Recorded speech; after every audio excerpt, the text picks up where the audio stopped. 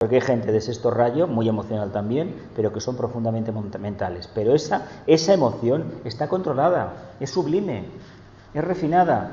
Pero la gente que es muy mística, salvo alguna excepción honrosa, la mayoría, su nivel de cultura, ¿cuál es? Bajísimo. ¿Por qué? Porque con Dios y con la idea que tienen de Dios tienen bastante. Luego no pueden describir la experiencia que han vivido. Son muy pocos, los místicos que pueden mentalmente explicar después, de forma científica, punto por punto, lo que les ha sucedido. A ver, los que han visto, por ejemplo, apariciones marianas en todo el mundo, el nivel cultural, lo conocéis, bajísimo, ¿verdad? ¿Eso qué indica? Pues que no han visto una entidad evolucionada porque ellos tenían la conciencia donde en el plexo solar.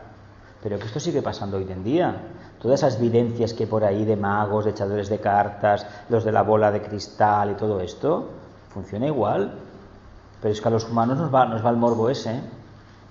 Todos esos presentimientos que tiene la gente, la gran mayoría son del plexo. ¿Continúo? Con la belleza vencemos, mediante la belleza oramos, en la belleza estamos unidos. Esto corresponde a la gloria oculta del hombre interior. Es un libro de Torcón Sarayaram.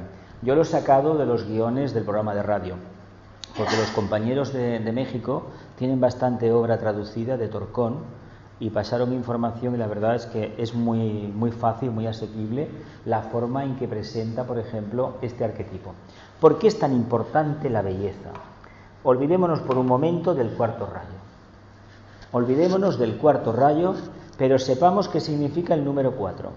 Antes hemos hablado del corazón y yo os he dicho, ¿de verdad creéis que es por ahí por donde va a salir el amor? Analizad qué significa el número 4 y por qué está donde está.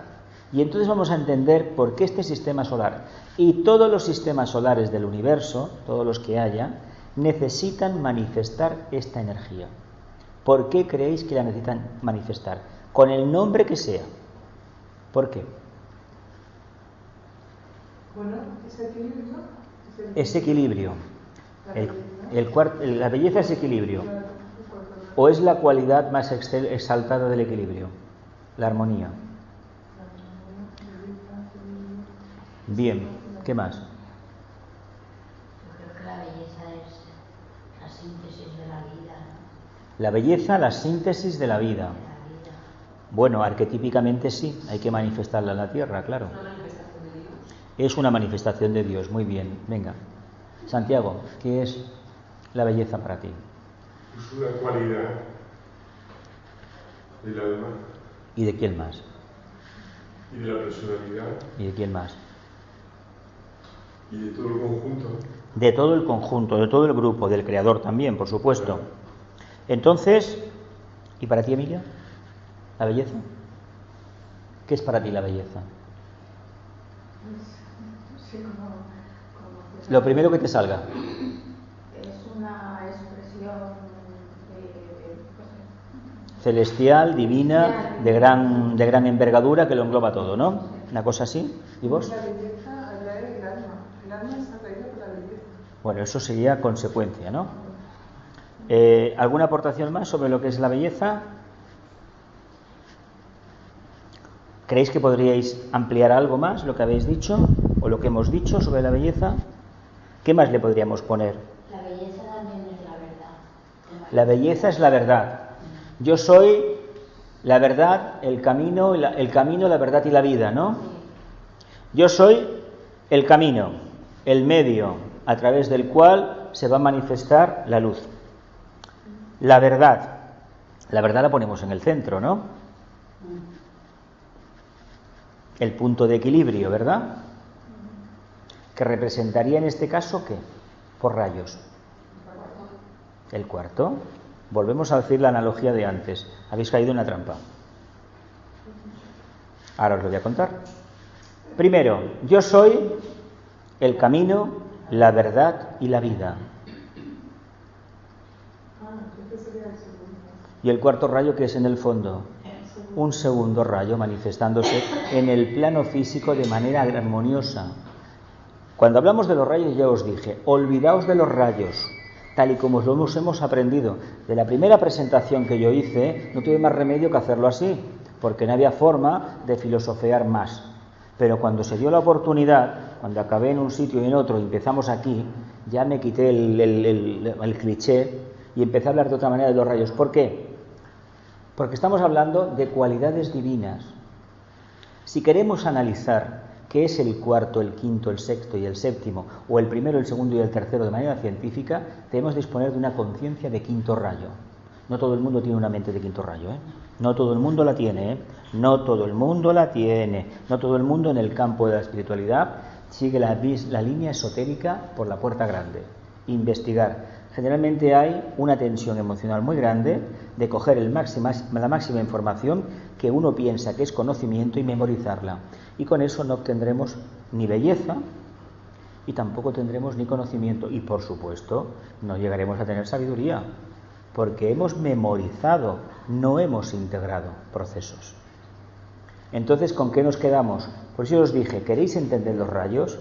Directamente al primero, porque de ahí sale todo. Y si entendemos el primero, el tercero y el segundo, no hay ningún problema, ya lo sabemos todo.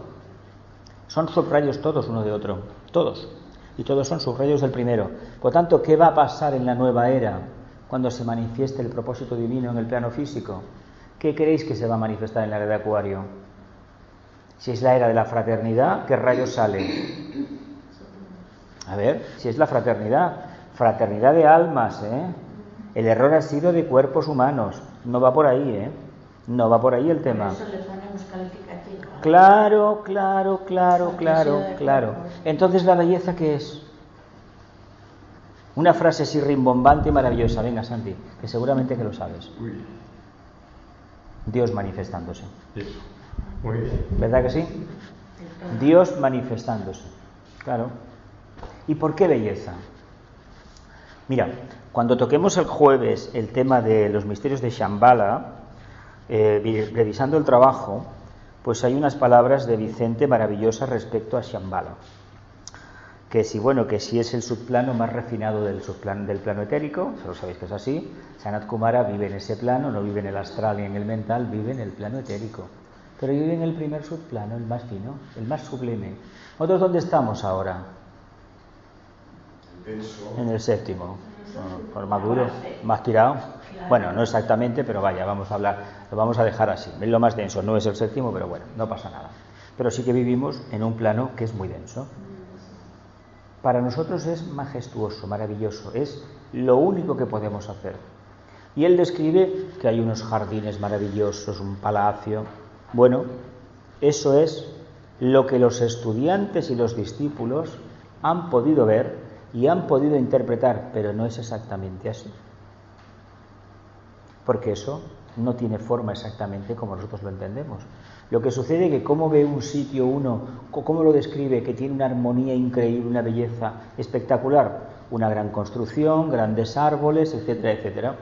Y es muy probable que hayáis tenido alguna visión de que vais caminando por algún parque como estos que hay en Europa, donde están estos palacios famosos de los Habsburgo o de los Borbones o de la casa esta de Saboya en Italia, y podáis ver unos parques preciosos, unas florestas que en algunos casos tienen 20 o 30 kilómetros cuadrados, que ya es gana la finca, y allí donde paseaban tenían sus templetes, supuestamente para descansar, lo vamos a dejar ahí, y dices, caramba, esta gente, los del Renacimiento, que habían sido primeramente los romanos los que lo captaron, y los griegos y los babilonios, captaron una idea y la manifestaron en el plano físico. La tradición habla de los jardines colgantes de Babilonia, ¿verdad? No es que colgaran, eran escalones, pero el agua la traían de decenas de kilómetros y con un sistema de norias, de burritos por dentro de las construcciones, iban subiendo el agua de planta a planta, la iban subiendo por norias y al final el agua caía en cascadas y iba regando todo. Algo maravilloso, espectacular. ¿Qué creéis que esos creadores intentaron emular? No la historia maravillosa que habla de que uno de los reyes de allí se casó con una princesa, la princesa venía de un país que el clima era maravilloso, tenía muchísima vegetación y donde fuera el desierto. Y el marido, para contentarla, igual que el mito de Oriente, de Agra, pues le construyó eso. Allí era el amor que le tenía, le construyó aquello y tenía que haber hecho el suyo enfrente, el negro, y no lo hizo, afortunadamente no lo hizo. Porque es más importante hacer un hospital o una buena escuela que no dejarse de monumentos de estos, que tenemos bastantes. Cuando uno hace una gran construcción en el plano físico y pone a la naturaleza como agente regulador y hace una construcción armoniosa, y encima los frescos del techo aparecen los querubines, los angelitos, ¿qué creéis que está emulando? Pues esto. Al Creador. Porque por lo que se sabe desde la más remota antigüedad, los palacios, ves lo que hemos visto en Egipto por las ruinas, se demuestra cómo era esta gente, seguramente nosotros encarnados, y el concepto que tenían de la belleza extrema. ¿Cómo traslado yo la belleza que intuyo del Creador, la meto en un templo? Hago, por ejemplo, un templo de Karnak, si hemos estado en Egipto, aquello se le llama el bosque petrificado, son montones de columnas, lástima que las pinturas apenas quedan, de hecho cuando se empieza a desenterrar estaba todo tapado, pero las pinturas, lo que ha quedado es una preciosidad. Falta los techos, los artesonados, las puertas, se pueden ver los goznes, por ejemplo, pero imaginaos lo que tuvo que ser aquello, la belleza que había ahí. ¿Y con qué finalidad? Emular la obra del Creador. Por tanto, cuando se hace un parque, el Parque del Retiro es uno de los más claros que hay en España. Hay otros, pero sobre todo el del Retiro. Ese parque era, que parece que son 50 hectáreas, si no me equivoco, 50, sí, medio ensanche de Barcelona. Era el jardín del Palacio de los Austrias. Mira por dónde un rayo lo quemó, el palacio, y quedó el jardín. Y al final pues pasó a propiedad del Ayuntamiento de Madrid del siglo XIX. Y luego se construyeron ellos uno arriba. Pero si habéis estado en el Palacio Real veréis que hay unos jardines que van bajando al río Manzanares. Se llaman los Jardines del Campo del Moro, se llama. Y hay un bosque de cedros que, bueno, si ese día no hay recepción oficial en Palacio, igual los guardias civiles os dejan para entrar. De verdad, merece la pena de ver aquello. Entras allí y dices, pero ¿cómo es posible que estos que eran el poder tuvieran esta belleza y el pobre pueblo viviera en un arrabal prácticamente sin alcantarillado y sin nada?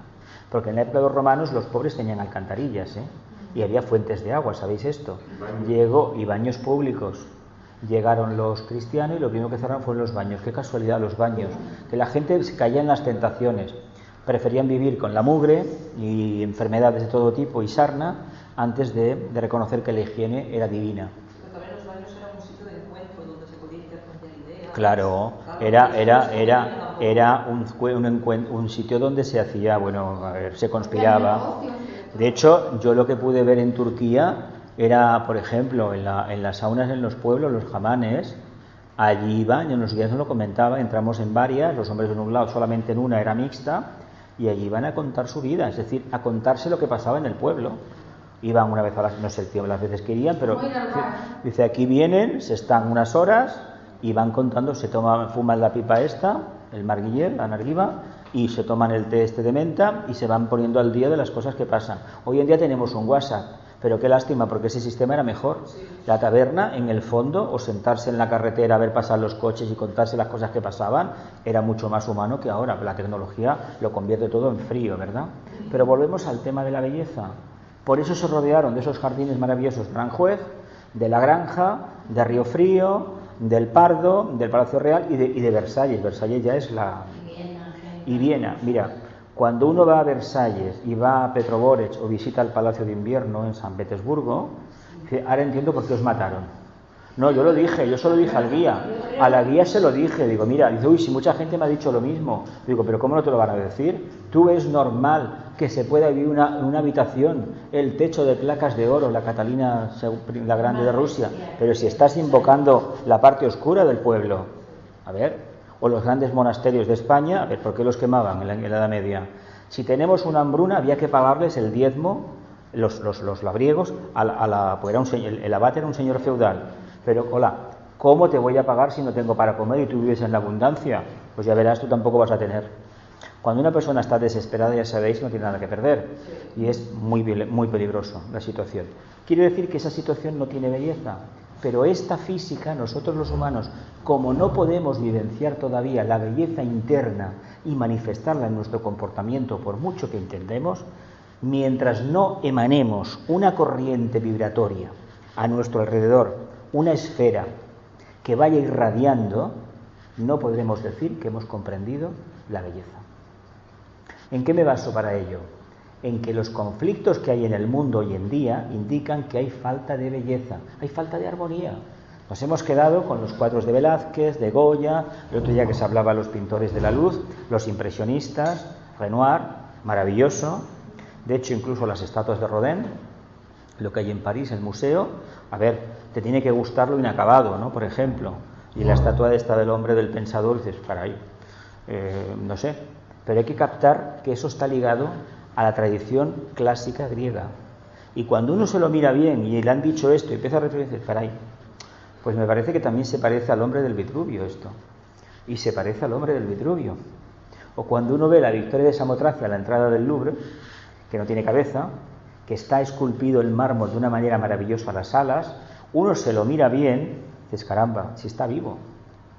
¿Habéis estado en el Louvre? La entrada es precioso, aquella entrada es preciosa.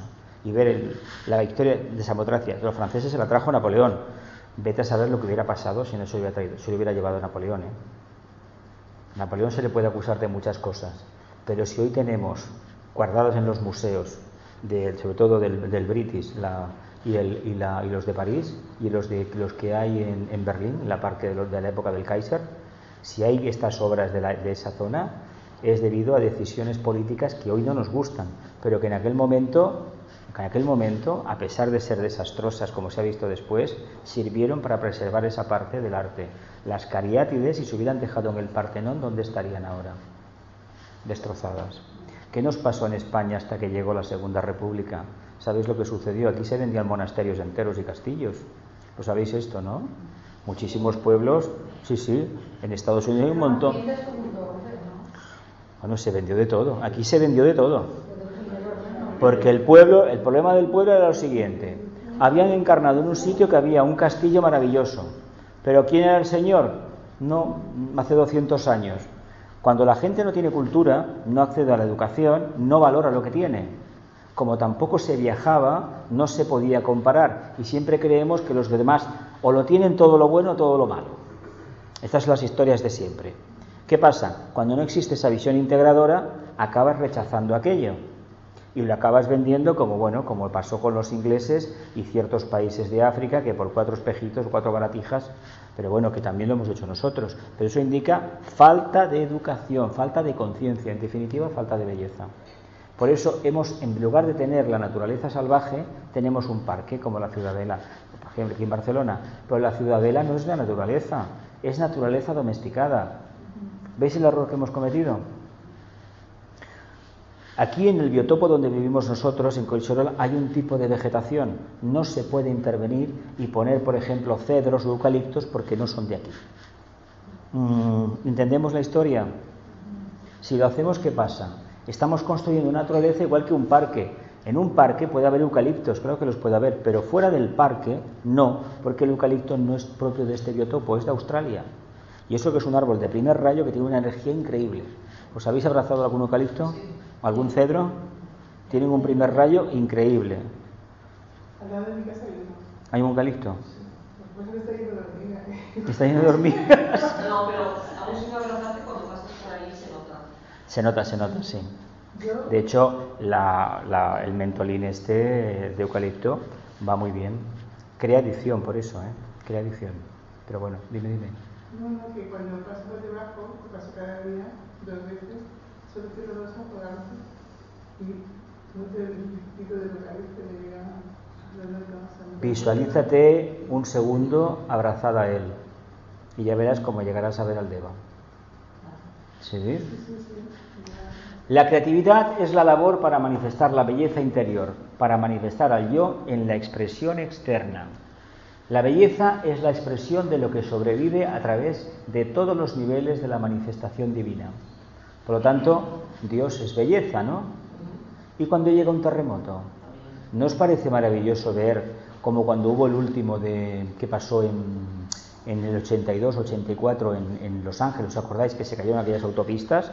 Hubo 200 y pico muertos, y ver cómo aquello tan sólido se movía. O esas imágenes que hay desde San Francisco que se movía como una comba, siendo un puente de hierro. Claro, estaba tan bien construido que no se cayó. Si hubiera sido un puente rígido, se hubiera destrozado. O por ejemplo, uno de los últimos de Chile, que se abrió una zanja tan ancha como esta sala, de cientos de kilómetros, y dices, qué maravilla. ¿No os parece eso hermoso? Pregunto, ¿no os parece hermosa la fuerza del Creador? Es que la fuerza de la naturaleza es brutal. Es la fuerza del Creador, es la fuerza del Creador. Y su canon de evolución es la belleza. ¿Lo hace para qué? Para manifestar belleza. ¿Cuándo la manifestará? Veremos a ver. Cuando el logo sale de su etapa de la tercera ronda, entra en un periodo de declive, de silencio interior. Se prepara para la cuarta ronda. ¿Qué creéis que hace? Le cambia la piel de la serpiente, ¿no? Una serie de terremotos en todo el planeta durante el tiempo que sea, y le creó que un mundo nuevo. Él se quería proyectar. Esto hace 100, 400 millones, 300 o por ahí, el Cámbrico. Pues estamos en una etapa que tal vez, en las próximas décadas veamos grandes cambios físicos. Yo soy de los que creen que sí, incluso que igual atisbemos un poco la glaciación que vendrá. No lo sé, igual me equivoco. Pero sí que es cierto que si hay grandes sequías, lo que se está haciendo es una cosa. ¿Se está invocando qué? El fuego por un lado y lluvias torrenciales. Lluvias torrenciales. Y cuando viene una lluvia torrencial, ¿qué sucede? Que arrasa todo. Limpia todo. A ver, ve lo que hemos visto, por ejemplo, en esa zona de La Habana. Yo estuve hace años, y ver todo eso, donde está el monumento aquel, y ver todo aquello con 1,5 metros de agua de mar entrada adentro, es decir, por la diferencia de presiones, el mar se metió. Pero es que verlo en Florida es increíble. ¿Os acordáis hace unos años en Nueva York, que también entró? Un metro, se metió por toda la Quinta Avenida al mar. Sí, subió un ciclón. Pero a uno le toca, ¿no? La glaciación. Sí. Depende de lo que se decida en el 2025. Es que depende cómo nos comportemos nosotros los humanos. No, tan pronto no. Todavía llega. Pero de todas maneras estamos viendo cosas fuertes, ¿eh? Sí, pero cosas fuertes salimos siempre. Pero cada vez son más seguidas. Yo ya os envié una cosa que me enviaron de los americanos, y está de los últimos 3 años, pero hubo algunos sí que me llamaron la atención, porque de estos remolinos, estos fiblons que se llaman en catalán, yo los he visto desde pequeño, en Andalucía, en el campo, se veían mucho, pero pequeñitos, y una cosa que parecía que tenía un ser vivo dentro, porque iba dando vueltas,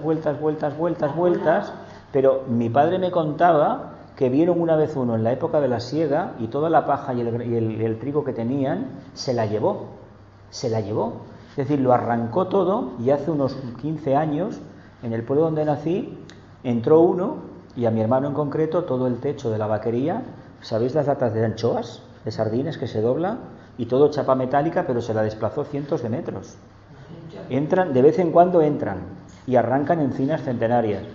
¿Cómo se forma esto? Yo creo que es una relación de la gente del lugar con los espíritus de la naturaleza, una relación. De todas maneras, esto es muy, muy delicado de decir, porque eso implica reconocer responsabilidad humana en el proceso. Y esto viene para ir limpiando los éteres. Estos que pasan en Estados Unidos, esos estados que cada año tienen la temporada de huracanes, tienen mucho que ver con el karma de la zona. Algo se está haciendo ahí de cara al futuro. Y, por ejemplo, un volcán en manifestación es una preciosidad. Ese que está en Hawái, el Kilauea, el único que está abierta, la única herida que está abierta continuamente desde hace muchísimos años. A mí, francamente, me gustaría verlo. Me gustaría ver eso a 200 metros, esa corriente que va emanando continuamente. Es la sangre, ¿eh? Es la sangre del planeta. Eso dices, pero qué belleza, qué maravilla. Entonces, ¿la belleza qué es? ¿Lo que nos gusta o todo lo que se manifiesta? Todo, ¿verdad? O estas montañas que se han caído últimamente por aquí, esto que el otro día en Italia, esta corriente de fango en Suiza. ¿Qué nos indica todo eso? Pero es fuerza también todo esto, ¿no? Aparte de belleza, no sé, Sí, es una fuerza ciega, pero tiene un propósito determinado, ¿eh? Nosotros le llamamos fuerza ciega, pero tiene un propósito determinado. Decirnos, cuidado, tú te crees muy poderoso, pero aquí hay algo que tú no controlas. Y es cierto, no controlamos. No controlamos nada. Nada. ¿Os acordáis hace unos 20 y tantos años aquí en Jaca el camping de las Nieves? Sí. Que éramos cerca de 90 personas, se pusieron a edificar en el lecho del río, redujeron el cauce del río, bueno, como aquí en el Maresma, una riera que tenía 80 metros le ponemos 15. Si caen 200 litros por metro cuadrado, el agua hace lo que tiene que hacer. Lo que siempre ha hecho, lo que siempre ha hecho. Lo que sucede es que los humanos nos creemos muy listos. Y cuando nos creemos listos, le damos la espalda al canon de la belleza, que implica ni más ni menos estar continuamente atentos y vivir de forma equilibrada, armónica. Si no vivimos de forma armónica, ¿cómo creéis que vamos a manifestar belleza? Eso sería el canon del artista, que no tiene por qué tocar la guitarra ni pintar cuadros. Lo que tiene que hacer es vivir de manera armónica. ¿Cómo? Mirando hacia arriba al Padre, los pies en la Madre y el corazón abierto. ¿Por qué? Porque la diferencia de voltajes le abre el corazón. ¿Me explico bien? ¿Sí? ¿Por qué es tan importante saber dónde pisamos? El planeta, la Madre, nosotros sin el planeta, sin la Madre, no vivimos, ¿eh? De mirar al sol no vamos a vivir, porque el aire no nos lo va a fabricar él. Ese prana no lo podemos captar, si no es estando como aquí, ¿verdad? ¿Y eso qué nos implica, Mar? ¿Reconocer qué? Pues reconocer que venimos aquí para poder comprender. Que la armonía solamente vive en el conflicto. La dualidad de ser Dios y estar el Padre y la Madre y yo interconectando las dos energías y expresando la belleza, estoy reconociendo que vivo en un conflicto. ¿No reconocéis vosotros a nivel personal en un conflicto también? Alma, personalidad, sobre todo cuando uno reconoce que actúa como personalidad y no como alma. Cuando uno se da cuenta, he vuelto a equivocarme. ¿Veis lo difícil que va a ser manifestar belleza a nivel general, a nivel grupal, a nivel humanidad? No se trata de que tengamos grandes museos, porque esa belleza no es real, es ficticia. Y nos habla de una belleza captada por almas del pasado. Está muerta ya. ¿Me entendéis lo que os digo? Y además voy a decir una cosa que igual me lo vais a discutir seguramente. ¿Creéis que un museo es lo que hay que hacer hoy en día? ¿Merece la pena tener un museo diciéndonos cómo éramos en el pasado? Hay dudas, ¿no? Pero yo creo que también es importante saber de dónde venimos y no sé, todo lo que sea. Curiosamente, sí, te voy a decir una cosa. Lo ideal sería tener una idea clara de quién soy, de dónde vengo y hacia dónde me encamino. Y sobre todo la cuarta pregunta, ¿para qué? ¿Para qué? ¿Para qué? Pero eso implica conocerse, seguir el mandato délfico. A nosotros se nos obliga a estar en el día a día.